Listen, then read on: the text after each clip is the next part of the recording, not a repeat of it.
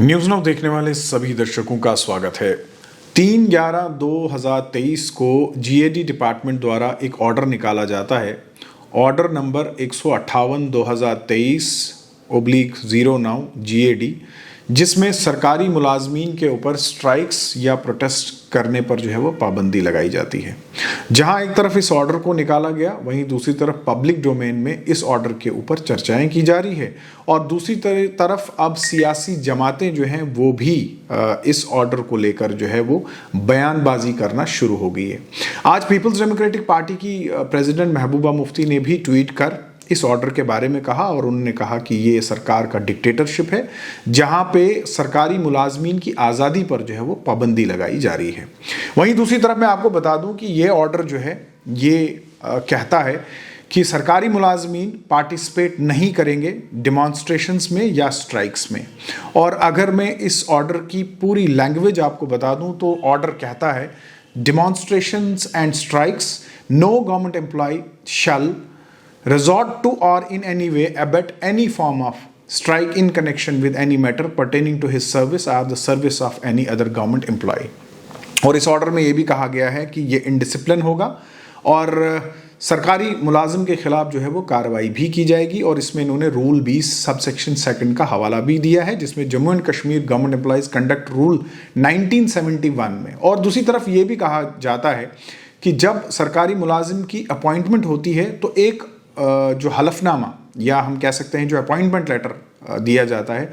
उस appointment letter में ये क्लॉज जो है वो पहले ही मेंशन होती है। और दूसरी तरफ जो Jammu and Kashmir government employees conduct rules हैं, यानी जो सर्विस कंडक्ट रूल्स हैं यहाँ के 1971 के, उसमें भी ये चीज़ पहले ही मेंशन की गई है कि सरकारी मुलाजिम सरकार के खिलाफ किसी भी डिमॉन्स्ट्रेशन या फिर स्ट्राइक में जो है वो हिस्सा नहीं लेगा।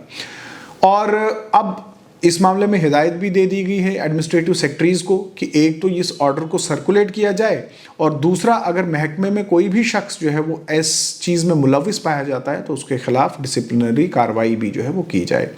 अब सरकारी मुलाजमीन जो है वो ये चर्चाएं कर रहे हैं कि अगर उनकी कोई दुश्वारी या परेशानी है तो वो सरकार के सामने किस तरह से रखेंगे। थोड़ा सा इतिहास के पन्नों पर नज़र मारते हैं कि आखिर इतिहास के पन्ने इस मामले में क्या कहते हैं। सरकारी मुलाजमीन की हड़ताल का सिलसिला जो है वो लगभग 1903 से शुरू हुआ है और इतिहास के पन्नों में मद्रास गवर्नमेंट के खिलाफ 1903 में ओवर टाइम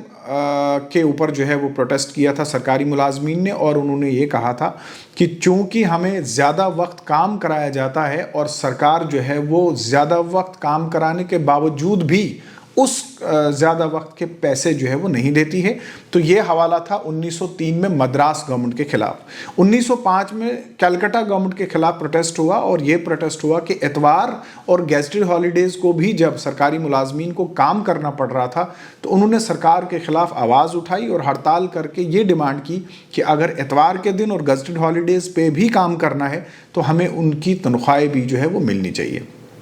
1907 में समस्तीपुर रेलवे स्टेशन जो वर्कशॉप है वहाँ पे प्रोटेस्ट हुआ और वहाँ पे डिमांड हुई वेजेस बहुत कम हैं और हमें जो है वो वेजेस दी जाएं। आमतौर पर अगर हम देखें तो सरकारी मुलाजमीन हड़ताल पे कब जाते हैं? सरकारी मुलाजमीन हड़ताल पे तब जाते हैं जब उनकी तनख्वाहें वक्त पे नहीं दी जाती हैं या कम वेजेस दी जाती हैं या उनकी जो छुट्टियाँ हैं उनको लेकर कोई इशू होता है, यानी refusal of grant of leave या इर्रेगुलर इम्पोजिशन ऑफ फाइन्स वगैरह, यानी अगर उनके जुर्माने वगैरह जो है वो किए जाते हैं। ये कुछ लिमिटेड राइट ऑफ प्रोटेस्ट जो है जिनका जिक्र कानून की किताबों में भी है, यानी कानून के दायरे में रहकर अगर एहतजाज किया जाए तो कुछ पाबंदियां जो है वो नहीं लगती हैं और आपको ये हक दिया जाता है कि आप अपनी बात का इजहार करें। अब इसमें कानूनी दानिश्वर जो हैं वो बहुत सारी बातें कहते हैं। जैसे मैं आपको बताऊं कि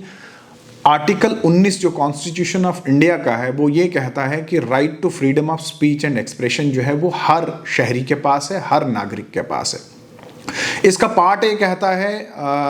every citizen has freedom of speech and expression, यानी आप अपनी बात कह सकते हैं, आपको आज़ादी है अपनी बात कहने की, रखने की। और वहीं पार्ट बी जो इसका है वो कहता है to assemble peacefully and without arms, यानी बगैर हथियार के आप लोग इकट्ठे हो सकते हैं।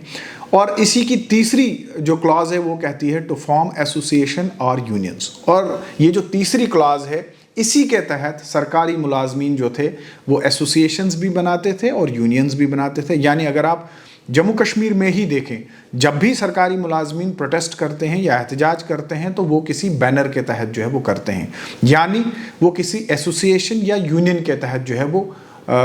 ये प्रोटेस्ट जो है वो करते हैं। तो इस मामले में आर्टिकल 19 के तहत जो है ये प्रोटेस्ट जो है वो ये लोग करते थे। और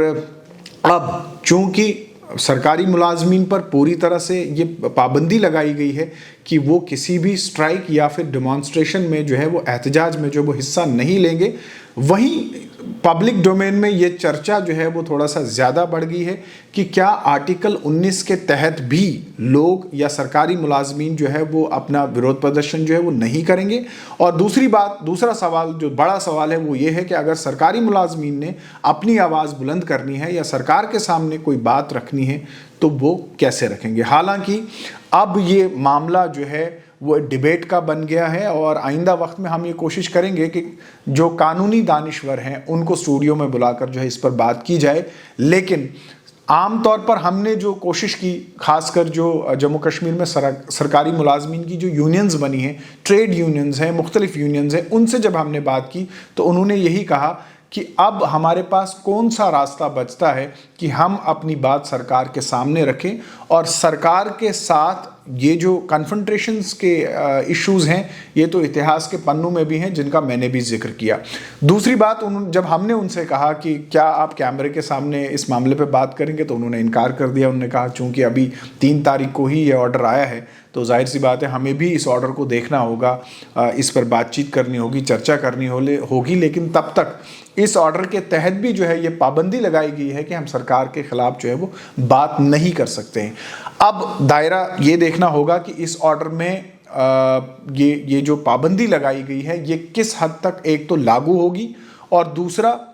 सरकारी मुलाजिमीन के पास अब क्या इख्तियारात रह जाते हैं कि वो अपनी बात, अपनी नाराज़गी या अपने इश्यूज़ या अपनी प्रॉब्लम्स सरकार तक जो है वो कैसे पहुंचाते हैं। आप देखते रहिए न्यूज़ नाउ।